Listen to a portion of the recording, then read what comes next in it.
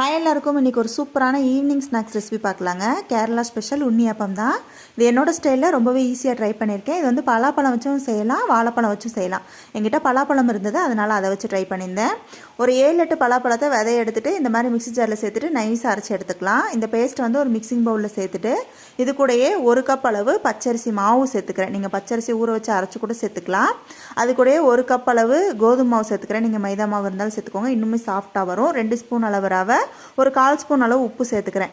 இது கூட 1/4 கப் அளவு வெல்லத்தை வந்து கரைச்சி எடுத்துக்கிட்டேன். இது இனிப்பு வந்து உங்களுக்கு தகுந்த மாதிரி. கூடவே ஏலக்காய் தூள், கொஞ்சமாக தேங்காவை சின்ன சின்ன பீஸாக கட் பண்ணி நெய்யில் வறுத்தெடுத்து அதையும் சேர்த்துக்கலாம். இப்போ வந்து வெள்ளை கரைசல் சேர்த்துட்டு நல்லா மிக்ஸ் பண்ணிவிட்டு கூடவே ஒரு 1/4 டீஸ்பூன் அளவுக்கு பேக்கிங் சோடா சேர்த்துக்கலாம். நம்ம பச்சரிசி மாவு ஊற வைக்கல இல்லையா, அதனால் எப்பவும் போல் பணியாரக்கலை சூடு பண்ணிவிட்டு நெய் சேர்த்துட்டு பணியாரம் மாதிரி ஊற்றி எடுத்தோம் அப்படின்னா சூப்பரான உண்ணியப்பம் வந்து ரெடி. கண்டிப்பாக ட்ரை பண்ணி பாருங்கள். நீங்கள் தேங்காய் எண்ணெய் கூட சேர்த்துக்கலாம். வீடியோ பிடிச்சிருந்தா லைக் பண்ணிட்டு சேனலை சப்ஸ்கிரைப் பண்ணிக்கோங்க. தேங்க்யூ.